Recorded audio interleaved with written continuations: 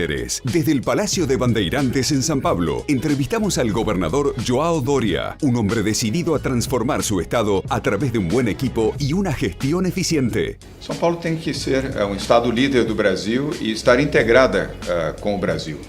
Lidera el estado más importante del Brasil, centro económico y financiero del país, con 45 millones de habitantes. Saúde, educação, habitação popular, transporte público, assistência social e uma política muito rigorosa de segurança pública já foram implementados aqui em São Paulo nesses 4 primeiros meses de governo. ¿Cómo enfrenta los desafíos de San Pablo en temas de salud, educación y seguridad? ¿Qué piensa de la relación comercial con Argentina? ¿Y por qué dio un fuerte apoyo al gobierno del presidente Macri? Mais juntos. Por isso, o meu apoio ao presidente Macri, uma visão de economia liberal, de uma visão transformadora para a Argentina, mesmo que nós temos praticado aqui. Habló de su vida personal, su amor por la Argentina y de los años que pasó en Mendoza durante el exilio de su padre. Líderes, con João Doria, gobernador del estado de San Pablo, en un reportaje clave para entender a uno de los hombres más destacados de América. Desde Brasil, en exclusiva para Líderes, con la conducción de Cecilia Lucia Puig.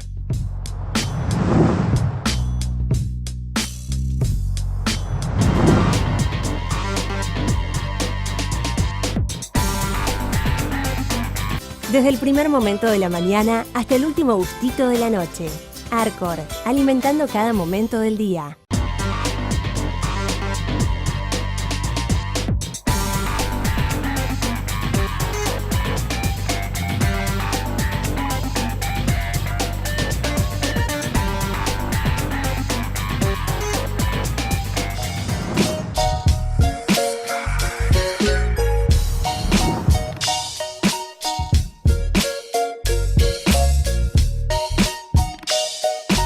Estamos en el Palacio de Bandeirantes, la sede de gobierno del estado de San Pablo, y vinimos a entrevistar a su gobernador, al señor João Doria. San Pablo tiene una dimensión enorme y una participación muy importante dentro del Brasil. Representa el 34% de su PBI. Aquí viven 45 millones de personas. Le preguntamos al gobernador cuál es el impacto de la relación bilateral con Argentina y cuáles son los desafíos de esta alianza binacional.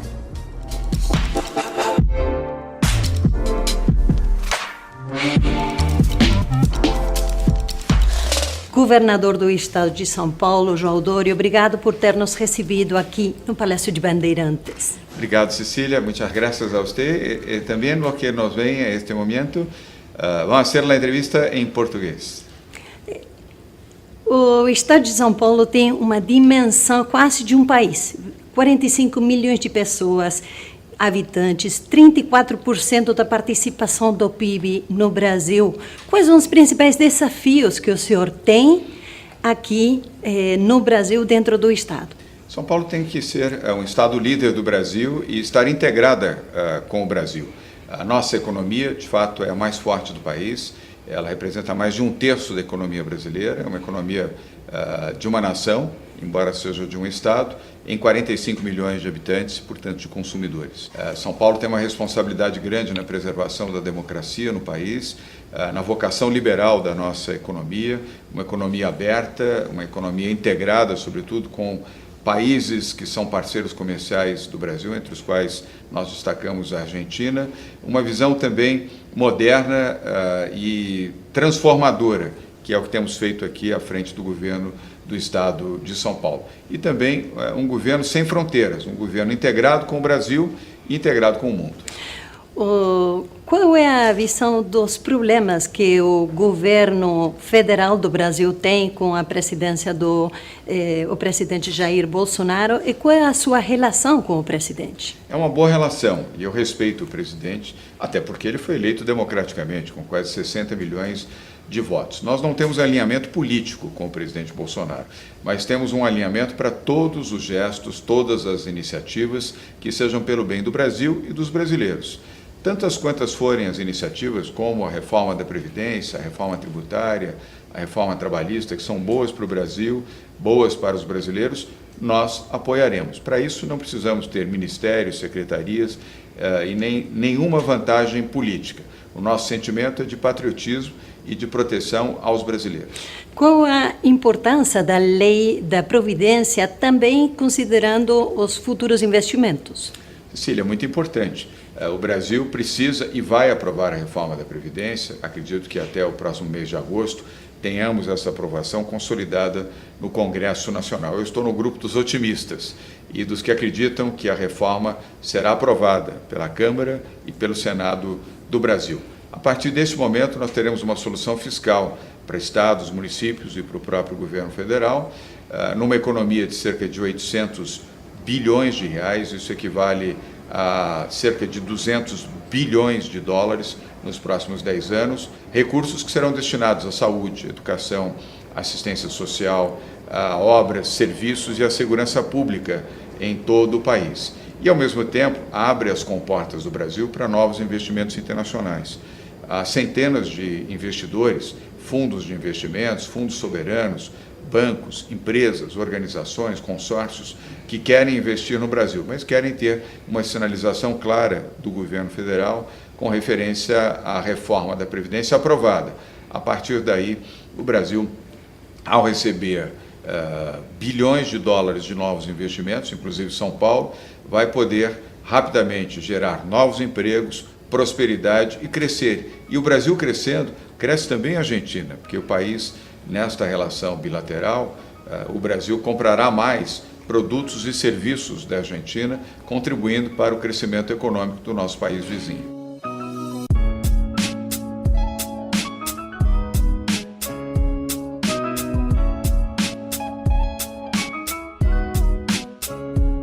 Governador, o Brasil é o segundo parceiro comercial para a Argentina e o terceiro para o Brasil. São um relacionamento muito importante.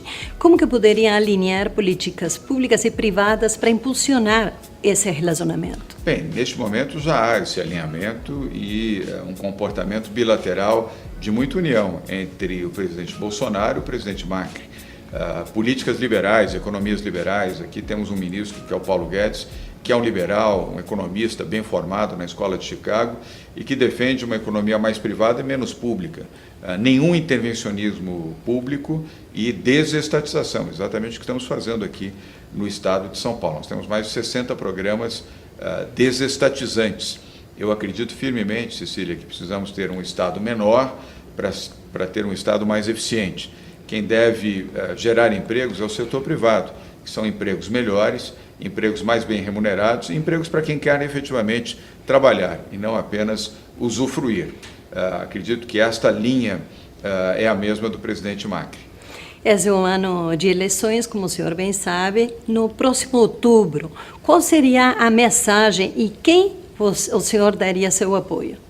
Bem, eu não quero interferir, evidentemente, na política argentina, mas como uma pessoa que gosta da Argentina, que tem uma relação histórica, meu pai viveu 2 anos de vida em Mendoza, antes de retornar do exílio, a que foi imposto a ele por conta da ditadura militar no Brasil.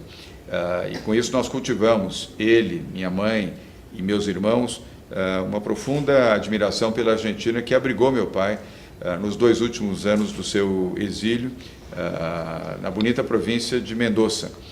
Então, temos uma relação de amor e de muito carinho pela Argentina e pelos argentinos. Então, eu não me furto a manifestar a minha posição pessoal pró-Macri. Um bom presidente que foi um grande prefeito de Buenos Aires, uma visão inovadora, transformadora, modernizadora para a Argentina e que eu espero que os eleitores argentinos levem isso em consideração. A volta ao passado populista, a volta a um passado que determinou atos de corrupção, atos que levaram a uma situação caótica na política econômica argentina, não creio que a maior parte dos argentinos deseja a volta disso. E eu, como alguém que quer o bem da Argentina, quero o crescimento da Argentina, da economia argentina, da geração de novos empregos e oportunidades para o povo argentino. A Argentina crescendo, cresce o Brasil, assim como o Brasil crescendo, cresce a Argentina. O senhor falou bem que o seu pai foi exiliado durante o período do governo e ditadura militar. Como que o senhor deixou o passado, considerando que hoje tem muitos militares em cargos políticos? Nós não podemos ter uma vida de ódios e nem de querer julgar hoje, 30 anos depois, o que ocorreu no Brasil no passado. Nós já tivemos Comissão da Verdade, já passamos a limpo o Brasil, a democracia está implantada, solidificada nos poderes, poder legislativo, poder executivo, poder judiciário. Não se faz vida com ódio e nem com buscando no passado razões para condenar o presente. Eu, pessoalmente, tenho ótimas relações com os militares. Tenho, inclusive, um militar, um ex-general, que é o secretário de Segurança Pública do Estado de São Paulo, o general Campos, que comandou até recentemente a unidade mais importante do Exército Brasileiro. E é uma relação respeitosa, boa, saudável e operosa. Portanto, eu pessoalmente, não faço política com ódio. Meu pai foi caçado pelo golpe militar e ficou 10 anos no exílio. Perdeu tudo. E a sua família perdeu tudo também? Nós perdemos completamente tudo. Todo o nosso patrimônio se foi, e foi um período muito duro na nossa vida, até na saúde do meu pai, da minha mãe. Nós vivemos no exílio também, eu e meu irmão Raul. Mas isso não nos faz pessoas com ódio dos militares, com ódio daqueles que hoje ocupam posições na Marinha, no Exército e na Aeronáutica. O que passou, passou. O passado pertence ao passado. Vamos olhar o presente e principalmente o futuro, e com paz no coração.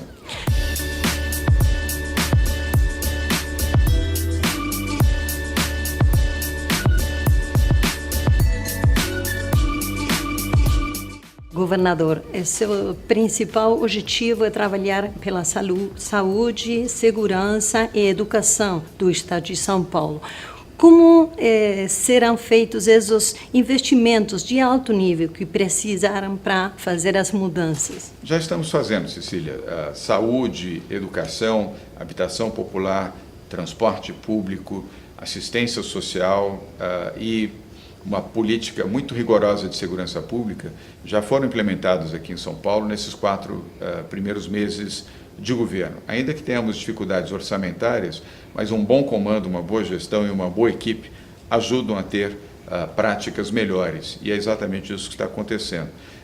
Mudanças feitas na prática de gestão, no formato de governo, já foram contributivas para melhorarem muito a qualidade da saúde, da educação, a construção de novas unidades populares de habitação, um programa de assistência social menos paternalista, mais qualificante de mão de obra para criar oportunidades para aqueles que estão nas ruas terem trabalho e serem autossustentáveis e terem cidadania pelo trabalho, e um amplo programa de segurança pública que, aliás, permitiu, Cecília, em 4 meses, a redução de todos os índices que são apurados na segurança pública. Os crimes diminuíram em São Paulo em 4 meses. Homicídios, crimes de roubo, de latrocínio, de atentados, todos eles foram reduzidos com uma ação eficiente da Polícia Civil e da Polícia Militar em São Paulo. Até os opositores do governo reconhecem que a política de segurança melhorou em São Paulo. E assim vamos prosseguir, fazendo boa gestão, com transparência, com eficiência, com honestidade, mas com muita determinação. O governador viaja muito procurando investimentos, tem planejado uma viagem a Nova York, também para a China e para o Japão. Qual é a importância de trazer investimentos, deixar representações comerciais do Brasil nesses países e, se fosse acaso possível, alinhar estratégias com argentinas para vender para terceiros mercados juntos? Cecília, nós vivemos num mundo global e nós temos que ter essa visão global também. São Paulo tem. A razão da visita na próxima semana a Nova York, na Brazilian Week, que nós estamos ajudando a promover no intercâmbio e principalmente nas relações com investidores, bancos, fundos de investimentos, analistas de rating, a própria imprensa internacional, em vários eventos, cafés da manhã, almoços, jantares e reuniões em Nova York. Serão 7 encontros bilaterais que estaremos promovendo em 4 dias. Todos eles acredito que serão bastante produtivos para os programas de novos investimentos aqui no estado de São Paulo. Já fizemos isso em Davos, no Fórum Econômico Mundial, no último mês de janeiro. Lá foram 23 encontros bilaterais organizados em 5 dias. Proximamente temos Grã-Bretanha, num programa, num roadshow, junto a investidores ingleses, também empresas britânicas que investem já aqui em São Paulo e querem ampliar os seus investimentos. Depois, em agosto, vamos à China, conforme você mencionou, e abriremos o escritório comercial de São Paulo em Shanghai, no dia 9 de agosto. A China é o principal parceiro comercial do Brasil, é o principal parceiro comercial do estado de São Paulo. Nós queremos ampliar ainda mais essas oportunidades de novos investimentos chineses no nosso país, a partir da plataforma de São Paulo. Depois temos o Oriente Médio, Dubai, Abu Dhabi e o Catar, onde temos 7 dos 10 maiores fundos soberanos do mundo estão concentrados no Médio Oriente, e temos em outubro o Japão, onde vamos anunciar novos investimentos da indústria automobilística japonesa em São Paulo. E breve, após as eleições na Argentina, não só a visita ao presidente Macri, que eu volto a repetir, espero que seja reeleito presidente da nação argentina, como também algumas políticas internacionais que poderemos fazer conjuntamente em busca de capital que pode estar no Brasil, mas pode estar também na Argentina.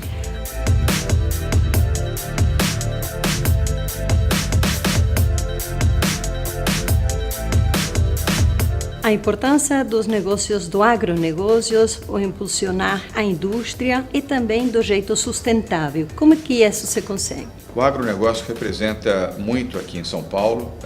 São Paulo, por sua vez, representa muito no Brasil. Mais de 20% de toda a economia do agronegócio brasileiro depende de São Paulo, estado que é líder em álcool, etanol e açúcar e laranja, por exemplo, e mantém posições destacadas na proteína animal, o segundo maior produtor de carne bovina, carne de porco, carne de frango do país, é o segundo maior produtor de grãos, entre os quais eu destaco o café e a soja, e boas posições também em outros produtos que são exportados pelo Brasil e contribuem na nossa receita internacional com o agronegócio. Vamos investir mais em pesquisa e tecnologia para o aprimoramento da produção no campo, a proteção também do gado e do chamado cerco de proteção veterinária, para que o produto brasileiro, sobretudo feito aqui, conduzido aqui em São Paulo, seja bem consumido em países como a China, como os Estados Unidos, os países europeus e do Médio Oriente. E o agro tem um papel fundamental no Brasil e em São Paulo, como energia tem na Argentina também. E a energia também, como que veio Vaca Muerta? Claro, na energia, no saneamento, no controle sanitário, São Paulo tem um destaque grande na produção de bens de consumo e, obviamente, no produto agrícola. E nós vamos incentivar isso ainda mais. Acabamos de ter, nessa última semana, o AgriShow, que é a maior feira agrícola do mundo, que acontece em Ribeirão Preto, no interior do estado de São Paulo, e o resultado foi quase $1 bilhão de negócios, de novos negócios, com máquinas, equipamentos, insumos, sementes e aperfeiçoamento da produção genética e da produção agrícola brasileira em São Paulo. Emprego um das maiores preocupações. O senhor falou e que não quer fazer que os ricos sejam mais pobres, quer fazer que os pobres sejam mais ricos. Como que consegue políticas de emprego?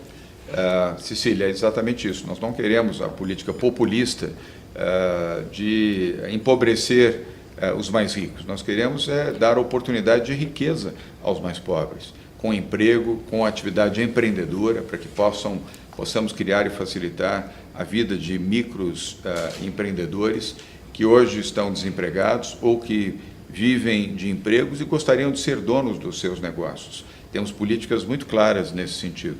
E geração de emprego, sobretudo após a reforma da Previdência e a forte entrada de capital externo, seja nos programas de privatização do Estado de São Paulo, seja nos programas de industrialização, no setor do agronegócio, no setor de comércio, serviços, ciência e tecnologia. Essa é a expectativa que temos em São Paulo e é nisso que vamos trabalhar. Geração de emprego para o desenvolvimento. Nada a favor do populismo, tudo a favor do emprego e do empreendedorismo.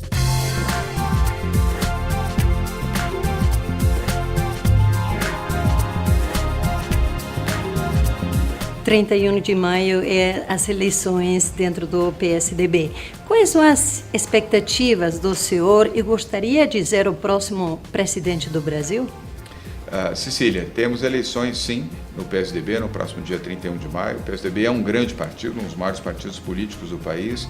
Vamos ter a eleição de um jovem, um ex-deputado, Bruno Araújo, que foi ministro das cidades, e isto vai marcar uma nova etapa, uma nova fase no PSDB, mais jovem, mais digital, com a presença maior de mulheres também, de políticas públicas inovadoras, transformadoras e motivadoras para os brasileiros. O PSDB não vai abandonar o seu passado, mas não vai ficar preso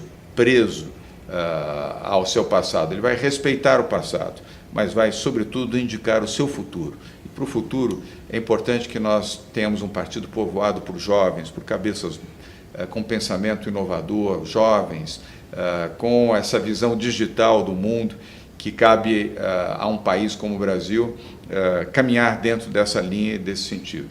Em referência à presidência da República, é muito cedo para iniciarmos esse debate. Acabamos de ter uma eleição presidencial que colocou à frente da presidência da República Jair Bolsonaro.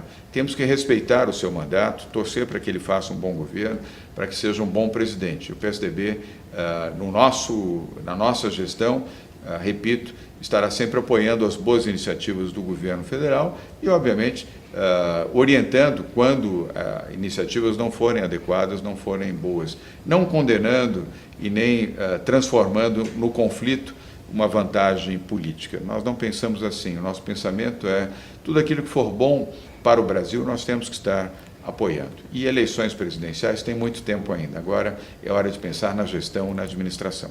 Governador, o senhor foi palestrante no primeiro Seminário Internacional de Líderes 2017 aqui no São Paulo. O próximo será no terceiro Seminário de Líderes, também aqui no São Paulo. Gostaríamos de convidá-lo especialmente.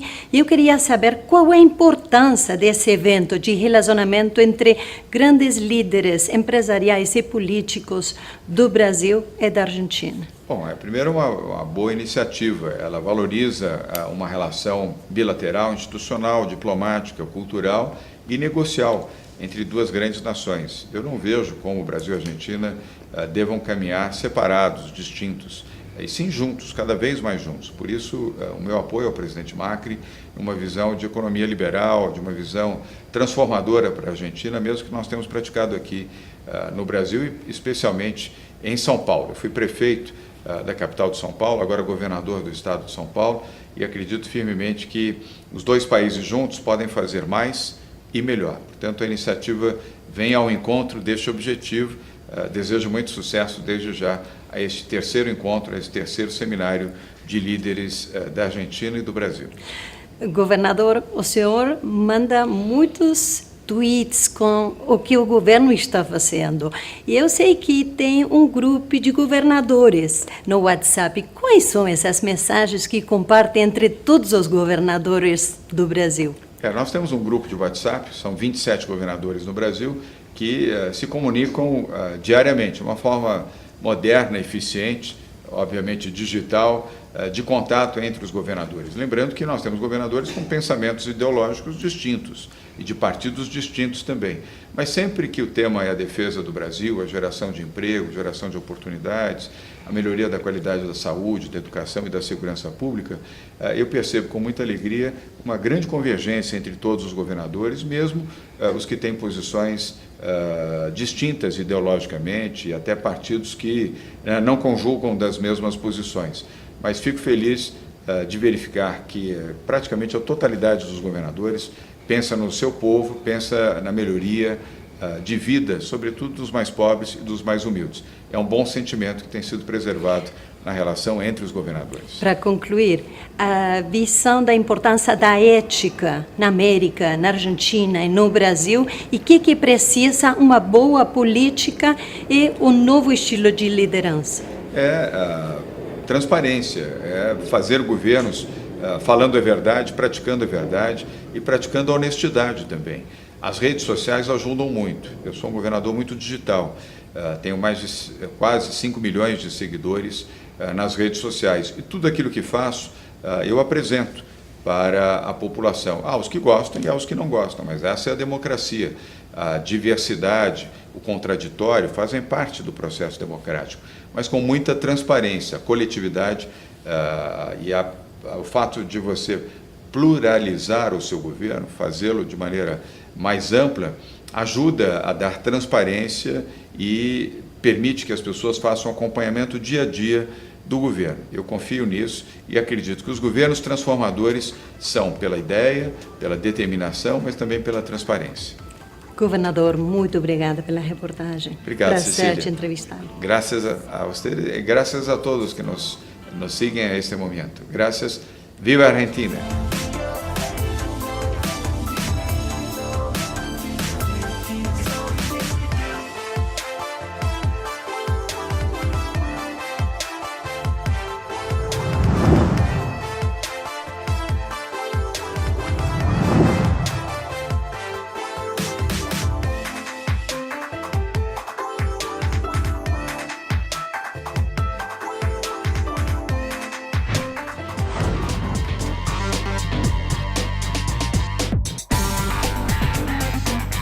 Desde el primer momento de la mañana hasta el último gustito de la noche. Arcor, alimentando cada momento del día.